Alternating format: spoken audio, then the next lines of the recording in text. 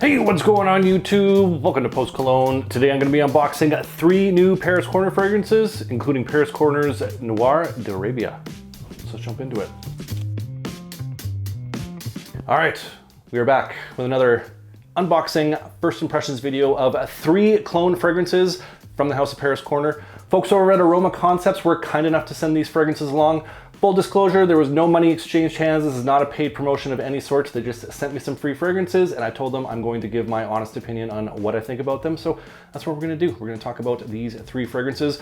Links will be down in the description if you decide you wanna check any of these out. Also have a coupon code, save yourself 10% at Aroma Concepts if you decide you wanna shop with them. So pretty excited about these. These are some of the newer ones that I was wanting to get my hands on. So let's quit screwing around and let's get into it. All right, so first up from the House of Paris Corner, we're going with Paris Corner's Khair Pistachio. Now you can scoop this up for $43, and this apparently is a clone of KLE's Yum Pistachio Gelato. So let's find out, shall we? Let's dig in. All right, so there we have the box presentation for Khair Pistachio. Got a nice design, it's got a nice pattern on there. It's got some kind of organic leafy trees on the front, kind of a nice shimmery gold, name of the fragrance house, Paris Corner, on top. But overall, pretty straightforward cardboard box. Let's check out the bottle. All right, there we have the bottle presentation for Khair Pistachio. Nice looking bottle, kind of elegant, very Middle Eastern kind of look to it. Some frosted glass going on there, nice shimmery gold. And kind of a nice looking cap on that. It's got like a lot of ornate pattern going on, a little bit of a cone top to that. And the cap on this is a lightweight plastic, but it's got a little bit of thickness at the top here, but a little bit of a cheap feel, but not too bad. And the atomizer on this, fat sprays, doesn't go too far, but it'll definitely get the job done. But what does this smell like? So right off the jump, just smelling this in the air, this is delicious in the air. Has this bergamot that's there, so it gives it a nice citrus pop, but there's all sorts of white florals, like the gelato that's mixed in there, some marshmallowy cotton candy style of notes, a little bit of spice. I'm picking up on a little bit of cardamom that's mixed in there. Just kind of a medley of fruits and sweet candies and gelato and spice and white florals. It's delicious. It's a little bit mouth-watering in the air right now, but let's get this on paper. See what we're dealing with. Yeah, so right off the rip, just smelling this off paper, like I said, that bergamot that's there, but you get this nice pistachio, as the name would suggest with this fragrance, just mixing with a whole bunch of different sweet fruits, like peach and pear and some raspberry. There is that spice that's in there, the white florals coming through. Has a little bit of an aromatic nature to it as well that's happening. It's just like a huge amount of different sweet notes that are going on here, but they're all balancing out pretty nice. They're all playing together well, but none of them are like pushing forward as like, this is like a peach fragrance, or this is a pistachio fragrance, or this is anything like that. They're all kind of singing and dancing together really quite nice. As this is opening up a little bit more, the pistachio is taking a little bit more of the stage. You're getting those fruits that are coming through, just kind of tucked in behind, but you're getting some nice creamy sweet style of desserty notes coming in. So you're getting that whipped cream, gelato, almost kind of cotton candy vibe that's going on to it, that's mixing in, but it is balanced off with little kisses of that spice. So some like cardamom that's sitting there, keeping it away from being like an overly like toothache sweet style of fragrance, but still very desserty, just balanced off with like a nice smooth creamy style of base with those spices. This is really quite nice. It's not like headache inducing cloying sweet, just nice soft gentle creamy deliciousness. It's like mouth watering right now just smelling this in the air and off the test strip. Let's skip to the dry down, see how it unfolds, and we'll go from there. All right, back with the dry down of Paris Corner's Khair Pistachio. Been about an hour, let this settle down, do its thing. Like I said before, delicious, desserty style of fragrance, and the dry down is just beautiful. I'm loving this dry down. Whipped cream, cotton candy mixed with some fruity accords, the raspberry peach notes that's coming forward a little bit. It's mostly that whipped cream, cotton candy, hints of that pistachio that's coming through. Soft white florals mixing in there. Just like a whole lot of different notes, giving this soft, sweet sort of vibe going on to it. There is some sandalwood that I'm picking up that's just kind of forming a foundation and really smoothing this out, just giving it an extra kind of creamy softness that's happening with this fragrance. Just absolutely delicious, like a pistachio gelato, as the name might suggest. It's just really delicious fragrance. Now, I will say that I do think this is probably leaning a little bit on the feminine side. This could be considered unisex, but I think a lot of dudes out there would consider this leaning a little bit feminine. I would love to smell this on my girlfriend. I'm gonna test this out on my skin, just kind of veer out there and see how it kind of reacts with my skin chemistry, but you know, what's the worst that can happen? I just smell like pistachio gelato all day, but do think this leans a little bit feminine. I'll have to get back to you guys, but I do think the ladies will definitely enjoy this one. So I think for 40 bucks, pending performance, I think this is a great pickup. That's Paris Corner's Khair Pistachio. All right, up next from Paris Corner, we're going to the Pandora scents line with Veteran Oud. Now you can scoop this up for $35, and I really don't know much about this one at all. I haven't even really heard of it too much, but let's dig in, find out, shall we? All right, there we have the box presentation for Paris Corner's Veteran Oud. Nice shimmery gold on there. It's got kind of like a wavy, almost wood pattern, but overall, pretty straightforward cardboard box. Let's check out the bottle. All right, there we have the bottle presentation for Paris Corner's Veteran Oud. Really heavy bottle. This is a little short stack of a bottle, but it's got some weight to it for sure. Nice thick base to this. It's kind of mimicking the box here with this kind of wavy grain pattern that's kind of glossy on matte finish.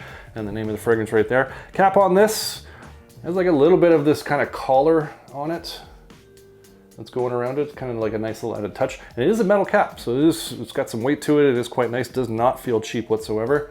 And the atomizer on this, nice atomizer.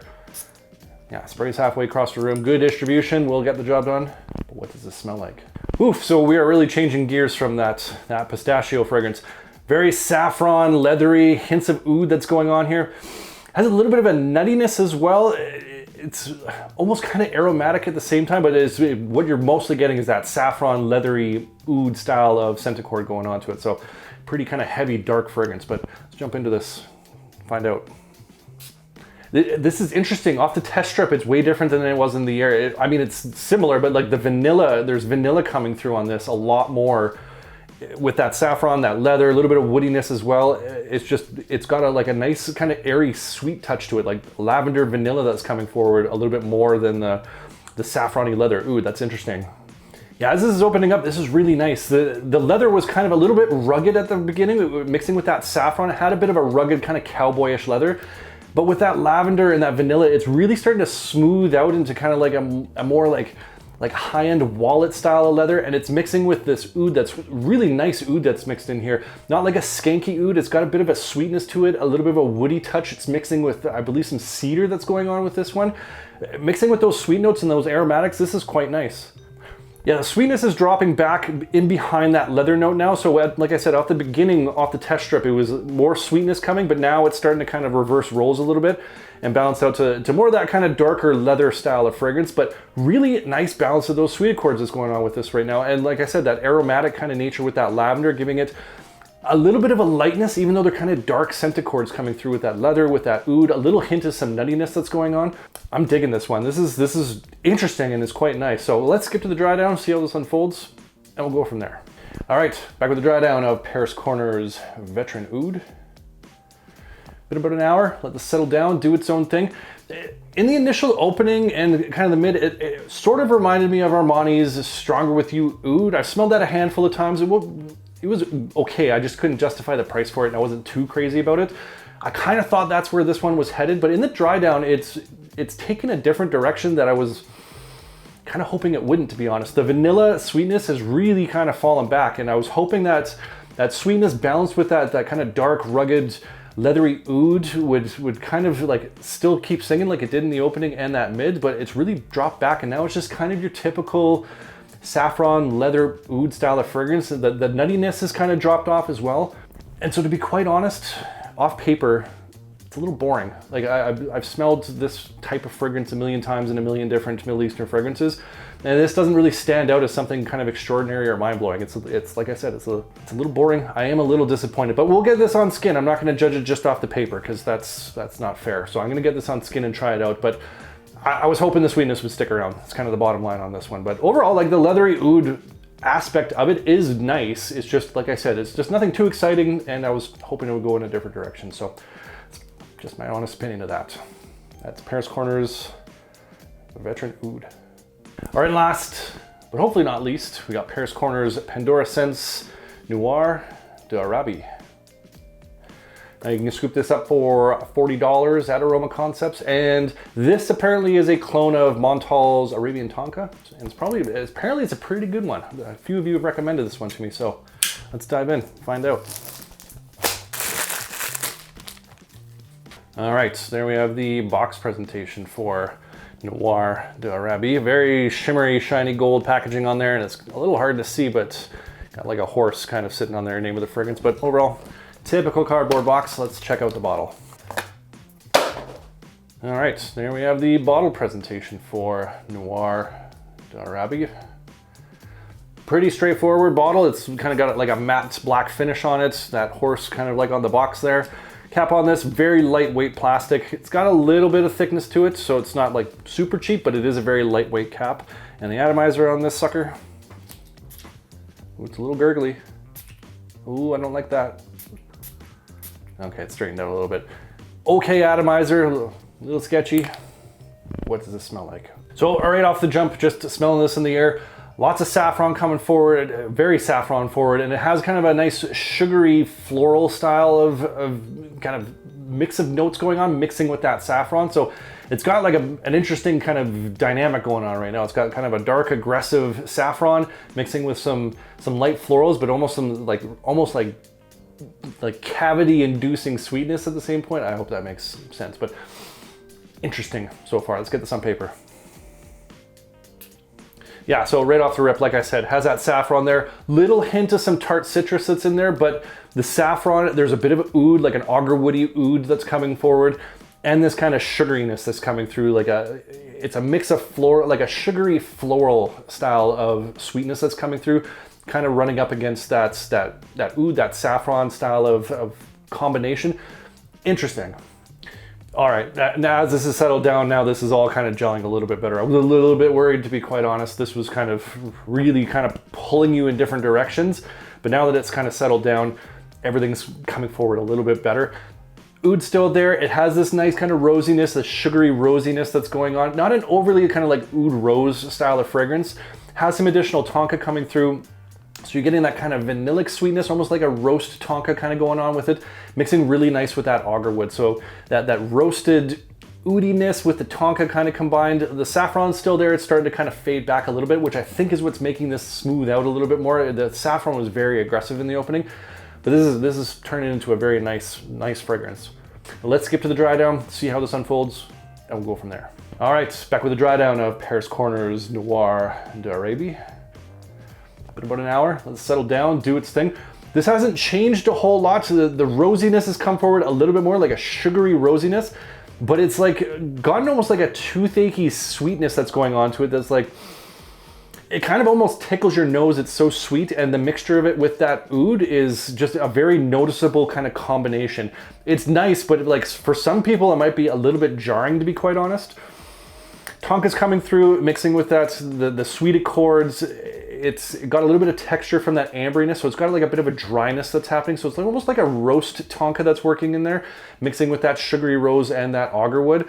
It is quite nice. I don't think this is going to be for everybody, to be quite honest, but I'm enjoying this one. This would be a really nice winter fragrance if you're in that mood for something a little bit on the kind of more challenging side or a little bit more daring side. This has got kind of those elements to it with, like I said, that sugary rose oud tonka combination. It is pretty strong too. Like this is projecting off pretty good right now, so we're gonna have to test this one out, and I'll have to get back to you guys. But for 40 bucks, if you're into that kind of scent accord, this might be a banger for you, but I'll have to get back to you guys. That's Paris Corner's Noir D'Arabie. All right, so there you have it. That's 3 clone fragrances from the House of Paris Corner. But I want to hear from you guys. What are some other Paris Corner fragrances that you want to see me do a full review or an unboxing of? Comment down below. I love hearing from you guys. I love getting your different recommendations, your hidden gems, your different taste and scent profiles. Appreciate you. And if you enjoyed this video, make sure you hit that like button. Don't forget to subscribe. Thanks so much for watching, and we'll see y'all next time.